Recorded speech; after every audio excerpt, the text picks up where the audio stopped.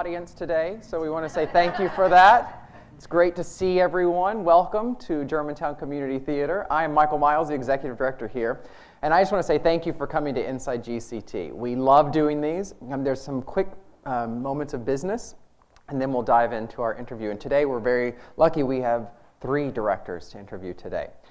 So first order of business is our fundraising gala, which is tomorrow night, the 22nd of November. So if you're watching this on television, you probably missed it, and shame on you. We are going to have a wonderful evening, and if you don't have tickets and you're in our house, we will be selling them after today's Inside GCT. So please make sure you get your tickets, because it's going to be a very wonderful evening with a catered dinner, a cocktail hour, a silent auction, and a live auction. It's going to be really wonderful, so make sure you are in attendance. The second thing is, we're here to talk about Velveteen Rabbit. We have 2 versions of Velveteen Rabbit, one that's housed primarily here, and that one opens on the 5th of December, and then we have a touring production that runs through the month of December. So there's a lot to know about that. Please check out our website at www.gctcomeplay.org for more information, and we'd love to see everyone there. So let's get started. It gives me great pleasure to introduce Brian and Rachael Everson, our directors for our Velveteen Rabbit that stays here. They are no strangers to the GCT stage. Rachael is a teacher, so she's a real champion, and they have done multiple things here. You last saw them on our stage in the cast of Company. So let's welcome Brian and Rachael Everson. Hi, welcome. Have a seat. Come on in. And then, as I told you, we're very lucky today because we have 3 directors. And our last director of today is Doug Johnson. And Doug is also not a stranger to the GCT stage. Doug is not a stranger at all to the Memphis stages. In fact, is one of the founding members of 3 Penny. And so we're very lucky to have him here. He is the director for our tour. So Doug Johnson. Hi, welcome. Hi, guys. Hello. Wow, 3 of them. All right, so just to start off, tell us a little bit about each of you. What makes you tick, and introduce yourselves. Tell us about you. This is what's going to be fun. To see Yes. first. I guess we can go in order. Sure. My name is Brian, as you've already mentioned. What makes me tick is my heart, and I'm very excited about this opportunity to direct this show with all these lovely people and working with the cast and production team and crew here. So, I'm Rachael Everson, married to this guy. I got into community theater here in Memphis, when I was like 12. So this has been like a long journey. And I'm very excited to, be here at GCT and to get to explore not only being on stage, but getting to direct now and stuff like that. I'm also a school teacher for Shelby County Schools, so I've been directing some of my kids there for the past 4 years. But it's definitely different to be here with a group of kids that are super dedicated, so it's been very exciting. Great. When I came to Memphis 8 years ago now, or 9 years ago now, I didn't know too terribly much about theater. I just knew that I really enjoyed doing it. And once I started getting on stage, I learned very quickly that I prefer to work with ensemble groups. There's no star of a role, and I really enjoy teaching. Whenever I can work with children, that's what I do. Those are the projects I throw myself into most often. Great. So tell us, how did you all come into being the directors for these shows? And I know that some of them have an interesting process to that, but talk to us about what happens. Does somebody from GCT call you? Do you call GCT and say you want to do it? How did this come into being? well, we were on vacation, and we got... We were actually on our honeymoon in New York when we received an email from one of the producers here.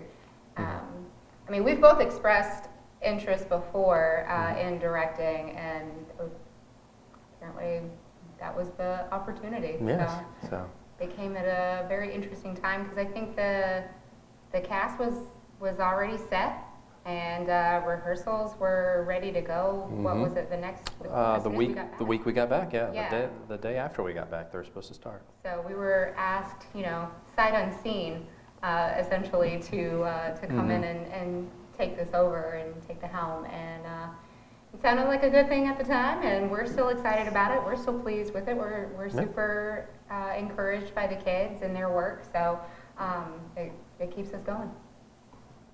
I threw my name in the hat for this particular project in March. The script was not finished yet, from what I understand. I was in the office and the script was being discussed.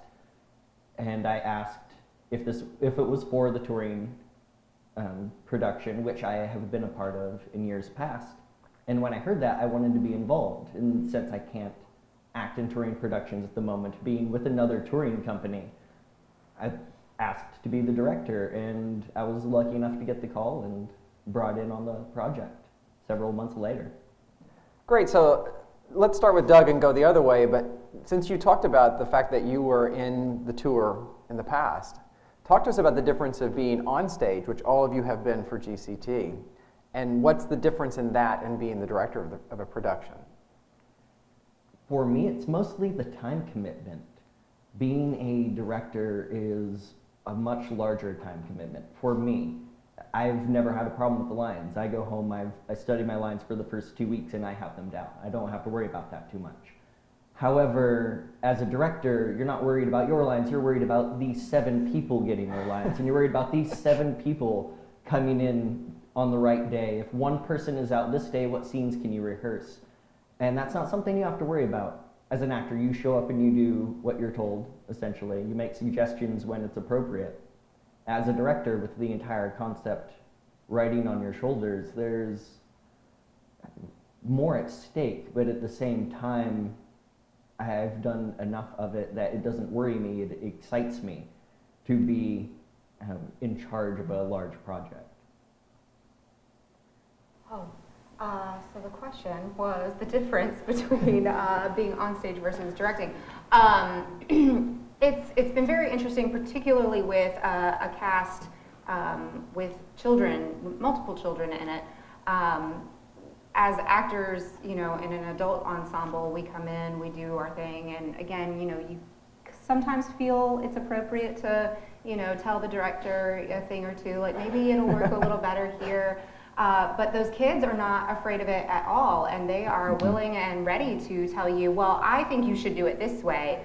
And so that's been very interesting, just the dynamic between, an adult, being part of an adult cast and dealing with a younger cast. That's been pretty exciting to me to get to see it from a very fresh perspective. I like being in charge. I like saying, hey, you go there, and they have to go there. It's so much better than being told, hey, go there, and then me having to go there. So it's a lot. It's fun. It's you feel like as an actor, you feel more a part of a team than I do now. Now I feel more like a conductor of an orchestra. So it's both are great. I love them both, and I hope to continue to both remain a director and an actor going forward. So. Great, so talk to us about your cast. Tell us about who's in your cast and what they're like, and then after that we'll talk about the differences in the two casts. But tell us about your cast. Our cast is crazy pants. Yes, they are. They're a little nutso. But I will say this, they are very professional when they are on this stage. And when we do have our small breaks and stuff, I think that they are so focused when they're here that it's kind of like containing energy almost. And so when you tell them there's a break, they go berserk. But the personalities are so different. Our fairies, Cree and Eliza, are just so very unique in their personalities and the way that they move on stage, and they've really brought a whole different element to those two particular characters than I think what we originally had in mind before we got here and got to meet the kids. So it's very interesting to see how their different personalities are playing into their roles and their characters. It's been it's been very interesting to work with all of them. Yeah, for sure. I mean, the group of kids is great, and we do have a couple of adults in our cast, and we couldn't do the show without them. And Kristen and Edna really stepped up and also help us try to funnel active energies in the appropriate place. So it's certainly helpful that they've taken on that extra role as well. So, but yeah, our kids are great. I used to judge high school theater, and the group of kids we have, they're so much more talented than shows that I've seen, you know, from a group of older young adults even. Very surprised how talented and how focused they can be on the stage when they're working. Doug? I'm delighted to work with my cast. It would have been nice to have a few more actors. One of the challenges always of touring a show is how few people can you do this show with? And so all actors, with the exception of one, play at least 2 roles. And they've done a very good job separating their identities. Most of my cast members are also homeschooled children, because we tour, for the most part, 2 schools. So any child who is currently in a school simply can't be a part of the production, which is unfortunate because it's a great thing to do. We also have 2 adults. So they also help keep the energy contained when possible, although I found that it's when the adults stop paying attention that things really start to go haywire. So tell us, and our viewing audience, tell us about your shows. Tell us the storyline, tell us what's different from maybe the classic piece, and talk to us about your shows. Well, I'm confident, Doug, that they're all about the Velveteen Rabbit, right? Yours is, that is. I've not read your script yet. Yes, I feel comfortable saying that for both of us, that it is about a rabbit. It has been updated. The original story was written in 1922, and we have an iPod in our show. I'm pretty sure they did not have iPods in 1922. So we've updated some things to make it more relevant. Spoiler alert, if you don't know the story, I know that in the original story, the child becomes sick with scarlet fever. Ours does not come down with scarlet fever, something that happens more often, I guess, in modern times as far as a sickness, but we'll leave that for you to come see what he gets or she gets, because it's so exciting. So, what illness will befall this child? Come and see. It'd be great. But anyways, so that's kind of the changes from the original story that I did. I was really wanting to go and do the previous work of the author, which was a horror story about werewolves, but sadly that was not worked into this script.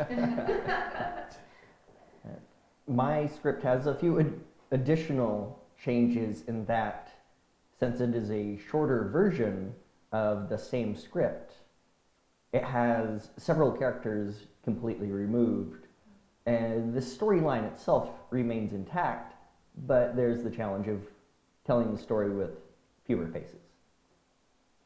Great. All right. So tell us about your creative process. So Everson's, you all were on vacation on your honeymoon, and you got a call, and so then talk to us about the process for you taking on this script, and then Doug, tell us the same. Just what did you do as a director to take on this script? So on the plane ride back from New York back to Memphis, we actually were not even seated next to each other, in this lovely honeymoon. So we both got to read the script separately, which I think was a good thing. And then we ended up getting together after having read it in the car, and we started talking about it and talked a little bit more about it at home, and started to see where we were like-minded and where we were completely not like-minded as far as what we wanted to see on stage. But as far as the process has been, it's been very interesting. real life couple, and then trying to see how we were going to work and mesh together professionally. I mean, we've been in a show together as actors, but that's very different, than a working relationship with, two directors who clearly would have two different visions. But we're very much, I think, in connection and in tandem, in sync with what we want to see on stage. And it's getting to the point now where it's getting almost comical for me when we're sitting separately watching rehearsals happen and taking our notes, and then we come together for notes afterward, and they're like right on point, the exact same things that we're seeing. So we're just wasting lots of paper, two sheets Yeah, of paper. essentially. Yeah, I actually read the script the first time while I was waiting in the queue to go in and see the Walking Dead panel at New York Comic Con. So. Because what else are you going to do when Yeah, you have 6 hours? And that would 6 explain hours some of your a long disappointment. line. Yes. Again, I was like, I've got zombies on the mind. I see there's werewolves. Is this in the play? Come on. Again, but no. So I began to. At that point, she hadn't read the script yet. So I was like, this is this, and this is this. She's like, I have no idea what you're talking about, but it was fun. So, and even still, like, we'll be at home at night and on the couch, and then all of a sudden, like, just turn to her and say, what do you think we should do here? And she'd be like, no, that's stupid. Sometimes. And sometimes it is stupid, so, We've only shot down 2 things. And one I And still one might get we're still in conversation about. Yeah. So we decided not to go in the direction of real rabbits. I wanted real rabbits in our show. Oh, Yeah. we could raffle those off. Fundraising. That's right. I love it. Doug, tell us about your script. Well, read the script, and then you read the script again, and then you read the script again. I've worked with several directors, unfortunately, who will read a script once through and make all of their decisions based on that first read, and that is never a particularly good idea, in my opinion. I could be wrong. So I read the script several times before I get out a paper and a pen, and I start writing down ideas I'm having for all of the different characters. And of course, you have to also spend a lot of time with your actors figuring out what their ideas are too, because that can change drastically what your vision is when you discover here's a really talented person who is perfect for a role that's not in my show.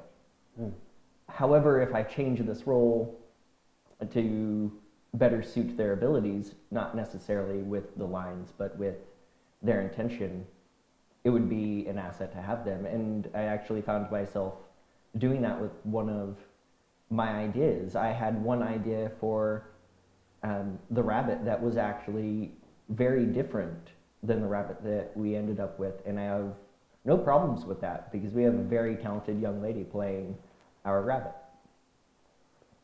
So, in terms of who plays Rabbit, do you all share cast members? Is there an actor or actress that it's in both casts? No. No. That's very lucky. We really did luck out on that in terms of the cast. That's pretty great. So tell us about your actor or actresses who are playing your rabbits. Talk to us about that, since that's really the title role. Our actress is Faith Tidwell, and she is an adorable 12-year-old. And I was actually kind of taken aback. We've got a lot of young kids in our cast that that come off as way more mature than they actually are. Our stage manager, in fact, is only 12, and you wouldn't know it with the amount of professionalism that's handled with his role, and the kids take that same professionalism with theirs. And Faith is we're definitely lucky to have her. She came in, and there were a few times during blocking when she had already memorized a monologue, and she was like, "Can we work this?"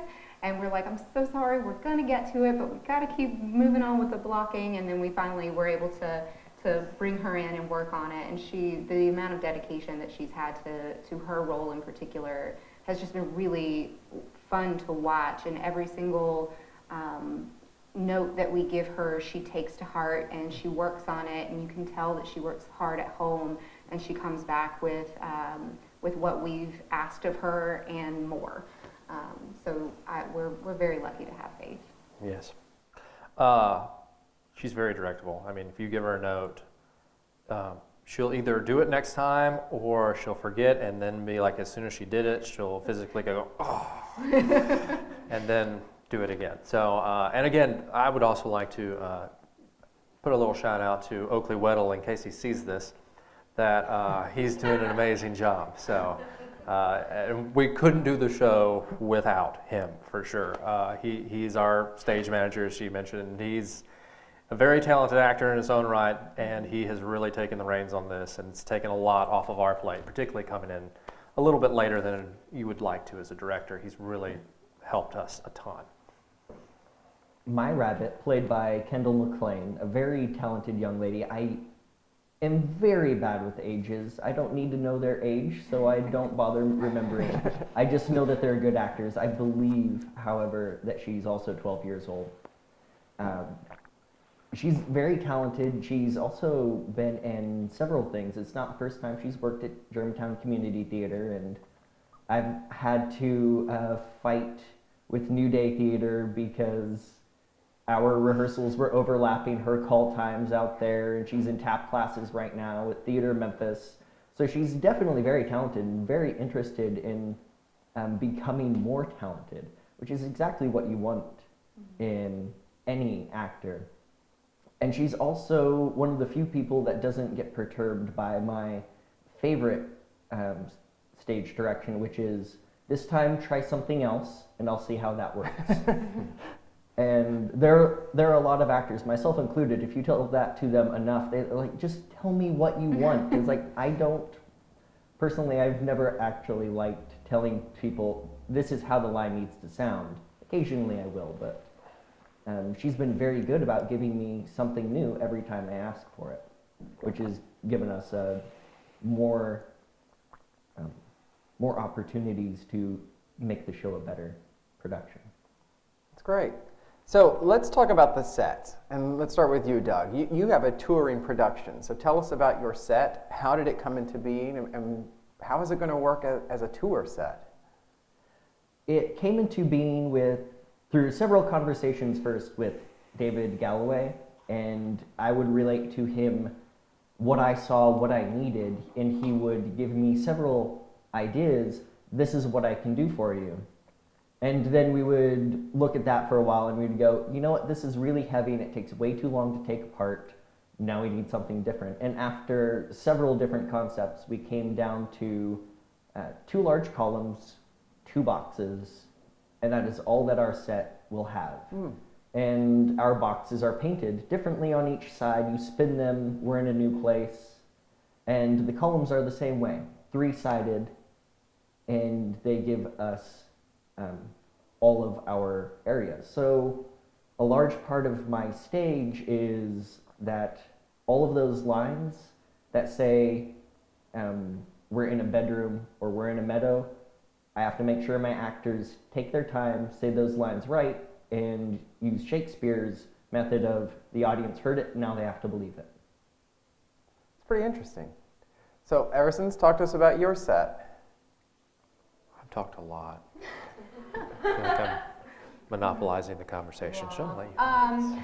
So when I initially read the script, I had this vision in my head, and I was like, I don't know how I'm going to put this into words when I meet with David Galloway. And then we had our first production meeting, and he brought in these lovely little books, and he said, what I'm thinking is, before I even had to say anything, he said, this is what I'm thinking. And so he came up with this concept of having 2 storybook pages on either side that can open and close, and each opening and closing is a new set, as a new location.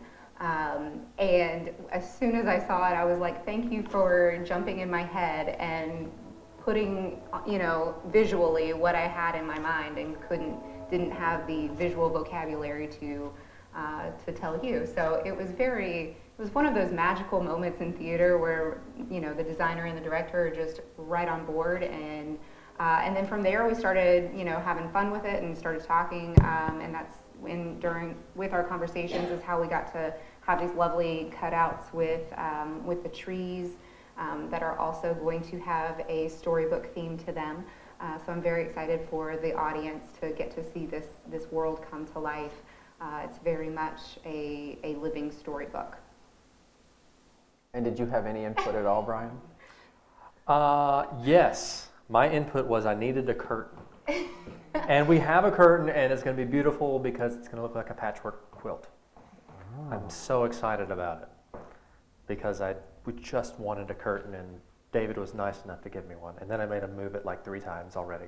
But he's been very kind and let me move it 3 times. So, but thankfully, I mean, again, we can't thank the production team enough. Again, coming in later than directors typically do, that they had already kind of had these concepts and said, this is what we've come up with, is this okay? And to their credit, it was so good. How could you say, no, that's wrong? I mean, it was brilliant. Everything that we saw from our production team was very, very solid. It saved us headache and time and a lot of worry. Mm-hmm. So yeah, they've been wonderful.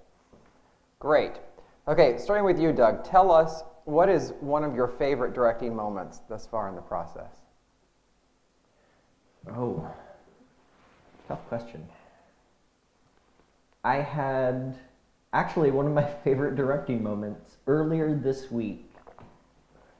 My actors came in just before I did. I'm typically 10 minutes early to my rehearsals. And I showed up, all of my actors were there, and being a touring production, we don't have a stage. We have a rehearsal hall and a few props that we work with, and I came in and everything was in place exactly where it needed to be. They had moved everything out of the rehearsal hall out of the way. And though that's, it showed that they were eager to get on their feet and work. And for me, that's been one of the best things. What was one of your favorite directing moments thus far? Oh goodness. I'm quite a goldfish, so I can only remember so much and so far back. So I will go with last night. There's a very tiny actress in our cast, and with some of our older children being somewhat crazy pants. Before we went on our break, I had to make mention, and typical teacher threat. If you get out of hand, I'm going to have to call your parents, and believe me, I will call each and every one of them, and let that be that. And we found her. I didn't find her. I think you found her later, and she was during the break, and she was crying because she is trying so hard, and she's being so good, and she's one of the ones that is well behaved. And so I got to take her aside and explain the situation to her, and just the sincerity in her voice when she told me, I just want to do a good job. And it was just so pure to see these kids, that they do want to do good by us, and in turn we want to do good by them, which is why we are so hard on them, to make sure that they are staying professional throughout this entire process, not only when we're on stage, but when we're off stage as well. As we may mention to them last night, I mean, a reputation in theater is something that you establish as soon as you walk in the door, and if you act crazy pants, then that's how you're going to be labeled. My directing moments have just been in those small little inklings when I can tell that they're very much listening to what we're saying, and they're very much wanting to do a good job, not only for themselves, but also for us. So that's been very exciting. My favorite one so far would be, we had a night where we had monologue rehearsal, and so we only had like an actor or actress at a time for 30 minutes, and getting to work closely with them and seeing the progress that's like from where they started that night to where they ended that night. It was really really nice. So and they worked so hard that night, and If you come see our show, you'll get to see, oh no, you'll come see the show, but all of you out there, if you come see the show, you'll get to see all the hard work that they put in. So. I have to come see the show? Probably. Oh yeah, probably. Okay, you ready? Uh-oh. The standard questions. Here we go. Okay. All right, toss up. What is your favorite word? Can I buzz in? Yes, please. Negate. That doesn't mean you guys are out. You have to tell us your Oh. favorite word. Befuddled? Ooh. Good word. I like defenestrate a lot. Oh. All right, points for everyone. What is your least favorite word? Shall I buzz in? Sure. When there's three of us, I don't know. I think anything having to do with excrement. I'm not okay with any of those words. I'm So very true. visual, so I imagine these things in my head. Pus would probably be mine. Pus, Oh. yeah. I can't top those.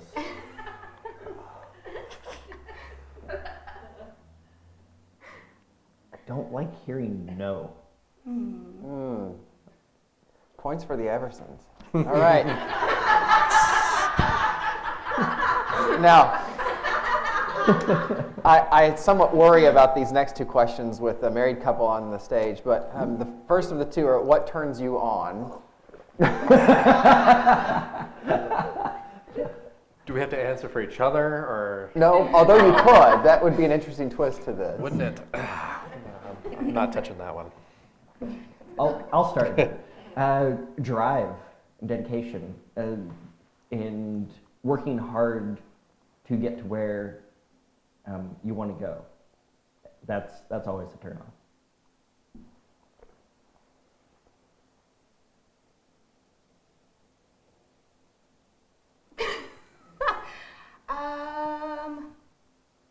I don't want to go with something that's mainstream. I like nerds. I like when people can talk nerdy to me, and he does a really good job. Yeah, I'm good at that, ladies. I'm going with cheese. Yes. Cheese. Okay. Points for Brian. Thank you. What turns you off? No cheese. Anything having to do with excrement.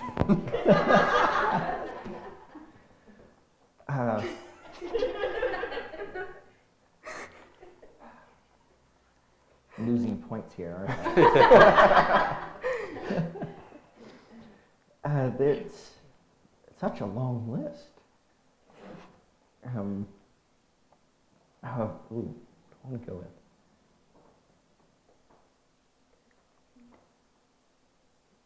I'll find a second choice. Being put on the spot.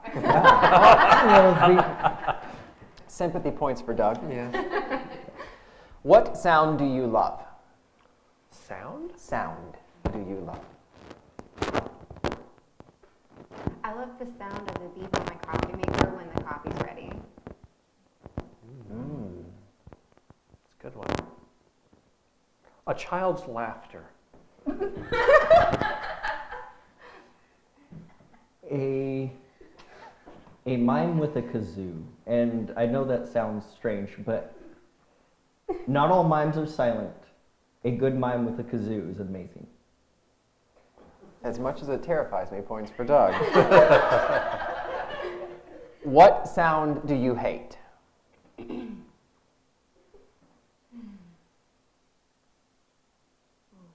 My alarm clock is really horrible. Yeah.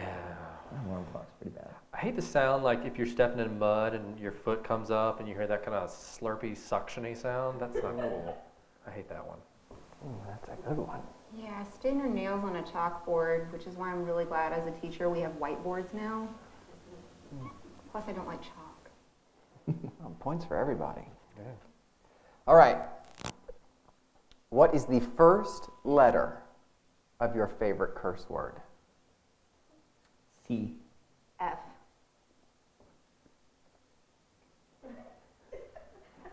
I love them all. B. Very good. Points for everyone. What profession other than yours would you like to attempt? What if we don't want to attempt ours? I'd like to be a judge. Oh. I would like to be a diplomat. I'd like to be a sniper. She wins that. Yeah, points for Rachel. What profession would you not like to do? Political campaign manager.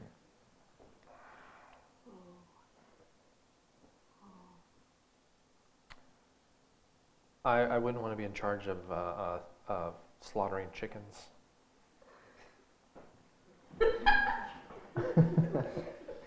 I would not want to be a clown. A real tough toss up there. All right, so no points awarded on that one. If heaven exists, what would you like to hear God say when you arrive at the pearly gates? Well done. I'd go with a solid, what up, girl?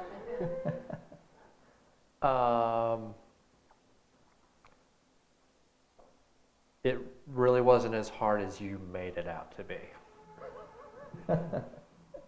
Interesting. Points for Brian. Well, Doug Johnson, Rachael Everson, Brian Everson, thank you for joining us. So what we're going to do now is open to question and answer from the audience. If you have a question, I'd say raise your hands, but just jump in and ask a question. I will repeat the question for you for the sake of being captured on the microphone. So any questions? I would like to know if the duo directing is a trend. Are you going to become a power couple team across the Mid-South directing shows everywhere? Or is this just a one-time event? So the question was, aside from the Peanut Gallery edition at the end, the question was, the two of you directing as a duo, is this a new fad for you? Are you going to do this from here out and become a powerhouse directing couple across the Mid-South? We have not discussed this. I enjoy directing with her, but to become a powerhouse would entail someone would ask us to direct again. So let's see how this goes. Yeah. And if someone would ask us as a couple to direct again, I would be thrilled to direct. Yeah, definitely. With. It's been very easy working with him, which is a good thing. Doug, would you like to marry into this family so it could be a trio directing? Oh, I already know there's enough dysfunction there as it is. Another question. During the auditioning process, have you ever had anybody come through after you kind of looked at everybody and you pretty much had your mind made up? Have anybody ever came through maybe at the last minute, wanted to audition and just blew you away? So the question was, you've gone through an audition period. Have you ever had someone who's come up after the auditions are over or towards the end and really changed your mind on the slating of the actors? Well, we can't answer that ourselves. We kind of can. So we weren't there initially for the casting and auditions initially, but throughout this process, we have had two separate hiccups wherein cast members have had to leave, and we've had to kind of figure out how to work around that or replace them. And in so doing, we were able to give one of our current actresses a much bigger role, which was very exciting because after watching her, and again, we weren't in on the initial casting, but when we watched her work, we were like, man, I wish we could incorporate her more. And so it just happened to be a very nice thing that fell into our laps, and we were able to present her with that opportunity to be more involved in the show. And then the hopefully last hiccup has been, yes, we brought in another actress, was that This week. this week? Yeah. And she dove right in, and the take that she has had on the role has just been so much fun, and it's been very fresh for us to see that particular role played in a completely different way than the previous actor had. So we're super excited, and you know we took on those challenges, and we said it's going to be great, and it has been. So yeah.